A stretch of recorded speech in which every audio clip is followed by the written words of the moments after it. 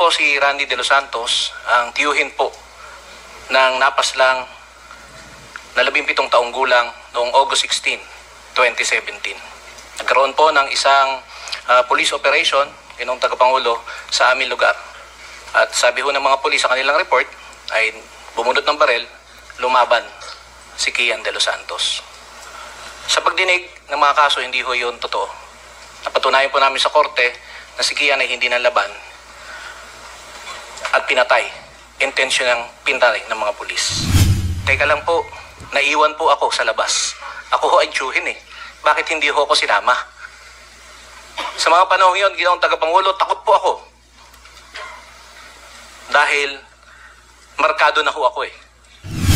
At noon po ay pinamumunuan ng ating kagalang-galang na senador, Bato de la Rosa. Ang sabi po dun sa statement ay yung tatay daw po at yung uncle ay kilala sa aming lugar na siga, kinatatakutan at nagbebenta ng droga at ginagamit po si Kian De Los Santos bilang tagapagbenta nito.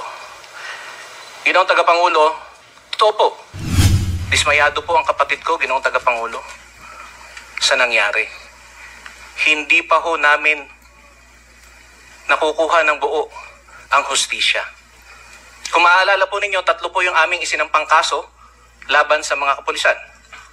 Murder, planting of evidence ng baril, at planting of evidence ng droga. Ginoong tagapangulo, napatunayan na ho namin ito sa korte. E tila maila pa rin po yata sa amin ng hustisya. Nanalo ho kami sa RTC. May gawad po na danyos, hindi pa ho namin nakakuha ito. Ginoong tagapangulo. Tanong ko yung mga nakabaril kay Kian, sir, ang explanation na sa akin, kaya nangyari yun, sir, dahil yung meron kaming nahuli na po, sir, na isa dyan sa Caloocan at itinuro yung isang babae na tumboy na pinanggalingan na kanyang droga. Tapos, ang sabi nung poser na nahuli namin, sir, yung droga nung tumboy na yan, masyadong madiskarte, hindi siya nagbibigay direkta sa amin ng supply. Dinadaan doon sa tindahan ni Kian, kung saan si Kian nagbabantay, iniiwan doon at pinipick up lang. Si Kian wala namang alam doon sa droga kung droga yon. Basta iiwan lang doon. Kung si Kian nagbabantay ng tindahan, iniiwan sa tindahan, doon pinipick up namin yung droga galing sa yung suspect na poser na tumboy. Tataka, bakit did I mention the name of a certain Randy De Los Santos as involved in drugs? Ang alam ko noon, nabanggit ko during one of my interviews, na yung sabi ng pulis, na Caloocan, na ngayon nakakulong, sir, yung tatay ni Kian mismo, sir, tingnan mo yung mukha. Naubos na yung ngipin, naubos na yung gums sa kagamit ng droga, user yung tatay. Kaya ang tanong ko nga, bakit hindi ang tatay pumunta dito? Bakit yung uncle ang nagreklamo? Yun ang sabi sa akin ng pulis. What can I do? I received that information. Sir, tingnan mo, interview yung tatay ni Kian. Tingnan yung mukha. Tunaw na tunaw yung panga. Tunaw na tunaw yung ngipin. User yan, sir. Sabi sa akin ng... I have warned all of you as your president. Then, and as a private citizen now, drugs will destroy the Filipino. It will destroy my country. And I will never allow it. Baski ako empleyado sa gobyerno o private citizen, I will do what is necessary to protect my country, my community, at yung mga anak natin. This is a matter of principle. At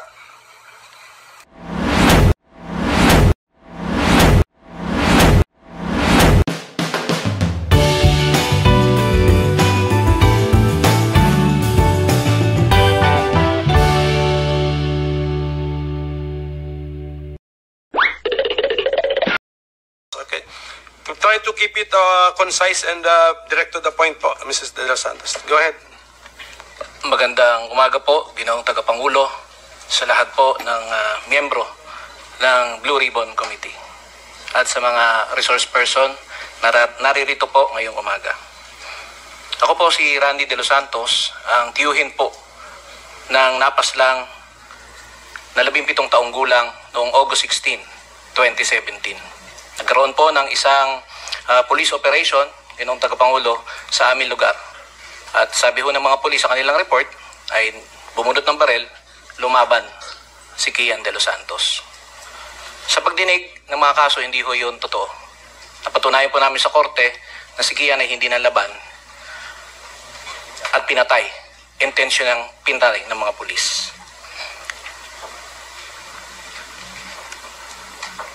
Mga ilang araw, Ginoong Tagapangulo, habang nakaburo lang aking pamangkin, naglabas po ng kasinungalingang statement ang pamunuan po ng PNP. At noon po ay pinamumunuan ng ating kagalang-galang na senador, Bato de la Rosa. Ang sabi po dun sa statement ay yung tatay daw po at yung uncle ay kilala sa aming lugar na siga, kinatatakutan at nagbebenta ng droga at ginagamit po si Kian De Los Santos bilang tagapagbenta nito. Ginoong Tagapangulo, totoo po, kilala ho kami sa aming lugar, pero hindi po konektado sa illegal na droga. Kilala ho kami bilang mga saksi ni Jehovah na nagbabahay-bahay, kumakatok sa mga pintuan at nagbabahagi ng salita ng Diyos. Marahil ang kagalang-galang na Senador Robin Hood Padilla ay makakapagbigay po ng kanyang pananaw sa kung ano hubang uri ng pagkatao kaming mga saksi ni Jehovah. Brother, magkasama tayo noon. Kasama ko po ang inyong ina. Ginoong Tagapangulo, marahil po ang malisyoso at maling pagbibintang na ito ay nakaapekto po sa amin. Inalis po ako sa trabaho, Ginoong Tagapangulo, dahil sa maling akusasyong ito. May mga magulang ho ako, may anak ako. Dahil sa statement na yon, na di umano, marahil, pinanggalingan, ay sa Intel daw po. Ang laki-laki ho ng budget ng Intel eh. Bakit ho ganun? Tinanggal ho ako sa trabaho. Dahil po dyan, binalot ng takot ang aming pamilya. Namamarkahan sa publiko at sa national TV na kami po ay identified bilang taga-benta ng droga. Noong panahon yun, nakakatakot na ho eh. Baka kami na ho isunod. At dahil ho dyan, ang aking kapatid ay kinuha po ng Public Attorney's Office para dalhin sa WPP. Teka lang po, naiwan po ako sa labas. Ako ho ay tiyuhin eh. Bakit hindi ho ako sinama? Sa mga panahon yun, Ginoong Tagapangulo, takot po ako. Dahil markado na ho ako eh. Pero narito po ako ngayon bilang kinatawan po ng program Paghilom bilang field coordinator. Sa aming pong programa, Ginoong Tagapangulo, meron po kaming 312 pamilya na inabot na kapwa namin mga biktima. Lahat po sila, Ginoong Tagapangulo, ay pinatay. Pinasok ang mga bahay. Police operation. Sa akin pong pagtingin, wala po ni isa man ang imbestigahan na dapat po sana, sangayon sa batas, sabi sa Quadcom, na kapag ka po napatay pala ang isang biktima, ay dapat na imbestigahan. Kasuhan ng mga pulis at doon, kung hindi po ako nagkakamali, hindi po ako abogado, ay doon idepensa ng mga pulis na ito, ng mga alagad ng batas na ito, ang kanilang pagiging inosente. Pero nakalulungkot po, Ginoong Tagapangulo, na sa record po namin, may mga affidavit po na pinapipirma ang mga kapulisan at sinasabi doon na hindi na raw po sila handa na sampahan ng kaso o hindi na po sila interesado pa na magdemanda sa nangyari sa kanilang mga pamilya. Nagkaroon din po ng mga kasinungalan, Ginoong Tagapangulo, sa mga pampublikang dokumento, kagaya po ng mga death certificate na nangalagay ay natural cause po ang dahilan ng pagkamatay. Pero meron po kaming Project Arise na kung saan yung 5 taon na pag-i-expire po ng mga kapwa namin biktima na wala pong kakayanan para ipagpatuloy sila sa kanilang pinaglibingan, ito pa yung ine-exhume namin. Dinadala ho namin kay Dr. Fortun. Kahit po buto na nagsasalita pa ng katotohanan. At isa na ho rito, Ginoong Tagapangulo, Your Honors, ay yung matapos po yung 5 taon na renta po ni Kian de los Santos, inexhume ho namin yun eh. Tapos po, dinala kay Dr. Fortun. Akala ho namin, okay na eh. Naimbestigahan na ho eh. Pero may bala pa po. At ito po yung on record. Maaari po nating tanungin si Dr. Fortun sa kanyang mga natuklasan. Ginoong Tagapangulo, ako po bilang kinatawa ng aming pamilya, ng aking kapatid, nag-usap po kami bago po ako magtungo sa kagalang-galang na komiting ito. Ano bang aking sasabihin doon, Tol? Ano bang gusto mong iparating sa ating kagalang-galang ng mga senador at sa ating tagapangulo? Dismayado po ang kapatid ko, Ginoong Tagapangulo, sa nangyari. Hindi pa ho namin nakukuha ng buo ang hustisya. Kung maaalala po ninyo, 3 po yung aming isinampang kaso laban sa mga kapulisan. Murder, planting of evidence ng baril, at planting of evidence ng droga. Ginoong Tagapangulo, napatunayan na ho namin ito sa korte. Tila maila pa rin po yata sa amin ng hustisya. Nanalo ho kami sa RTC. May gawad po na danyos, hindi pa ho namin nakakuha ito.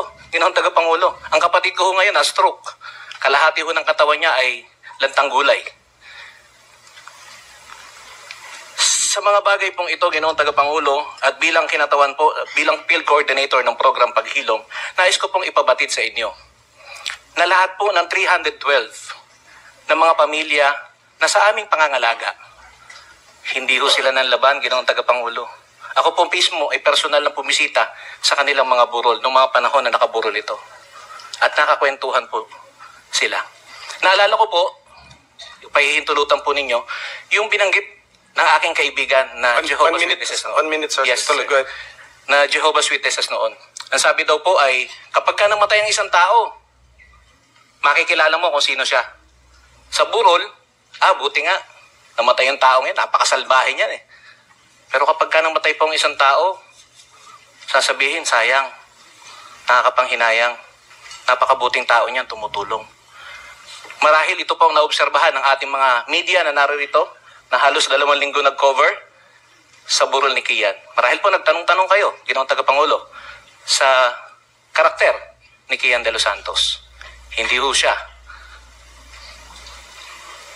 Wala ho siya sa listahan. Hindi po siya, Ginoong Tagapangulo, nagbebenta ng droga.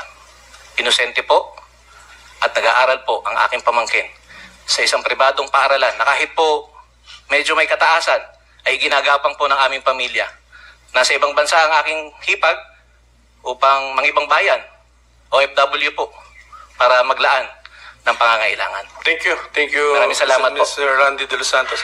Pero pwede po kayo mag-execute ng affidavit kung lahat ng gusto niyo ikwento, pwede niyo pa ilagay doon. Can we now listen? Yes, Mr. Chair. First of all, I would like to express my condolences to Mr. Randy de los Santos. Alam po nyo, nung namatay si Kian, ako po'y galit na galit talaga. Sino bang maniwala na bata nagtutulak ng droga, pinatay? Ako may anak rin ako. Kung mangyari yun sa anak ko, galit na galit ako, Mr. Chair. Tama. Kaya ako, I tried my best talaga na yung kaso na yan, kasi bata binaril. So, kailangan managot talagang gumawa niyan. Pero meron akong nasabi, if I can fully remember, sinabi ko, nung tinanong ko yung mga nakabaril kay Kian, sir, ang explanation na sa akin, kaya nangyari yun, sir, dahil yung meron kaming nahuli na po, sir, na isa dyan sa Caloocan, at itinuro yung isang babae na tumboy na pinanggalingan na kanyang droga. Tapos, ang sabi nung poser na nahuli namin, sir, yung droga nung tumboy na yan, masyadong madiskarte, hindi siya nagbibigay direkta sa amin ng supply. Dinadaan doon sa tindahan ni Kian, kung saan si Kian nagbabantay, iniiwan doon, at pinipick up lang. Si Kian wala namang alam doon sa droga kung droga yon. Basta iiwan lang doon. Kung si Kian nagbabantay ng tindahan, iniiwan sa tindahan, doon pinipick up namin yung droga galing sa yung suspect na puser na tumboy. Kaya sir, nadamay si Kian. Sabi ko, bakit nyo binaril? Wala, hindi na nila masagot. Hindi nila masagot. Pero actually, sir, doon talaga sa tindahan ni Kian namin kinukuha. And ako'y nagtataka, bakit, did I mention the name of a certain Randy De Los Santos as involved in drugs? Ang alam ko noon, nabanggit ko during one of my interviews, na yung sabi ng pulis, nakalookan na ngayon nakakulong, sir, yung tatay ni Kian mismo, sir, tingnan mo yung mukha. Naubos na yung ngipin, naubos na yung gums sa kagamit ng droga. User yung tatay. Kaya ang tanong ko nga, bakit hindi ang tatay pumunta dito? Bakit yung uncle ang nagreklamo? Yun ang sabi sa akin ng pulis. What can I do? I received that information. Sir, tingnan mo, interview yung tatay ni Kian. Tingnan yung mukha. Tunaw na tunaw yung panga. Tunaw na tunaw yung ngipin. User yan, sir. Sabi sa akin ng police operative ng Caloocan. So, senior ko lang rin sa media. Dahil kitang-kita naman kung tingnan mo. Kaya nga, bakit na-involve yung uncle, I don't think, I'm not sure. Please refresh me, my memory, kung nabanggit ko yung pangalan of Mr. Juan Randy De Los Santos as involved in drugs. I cannot remember, Mr. Chair. I just hope this body can be enlightened. Dahil that's why I insisted to respond, Mr. Chair. Although ayaw mo akong i-interpolate yung ating witness, but anyway, if that is the ground rules of this committee, I submit, Mr. Chair. Thank you. I have warned all of you as your president. Then, and as a private citizen now, drugs will destroy the Filipino. It will destroy my country. And I will never allow it.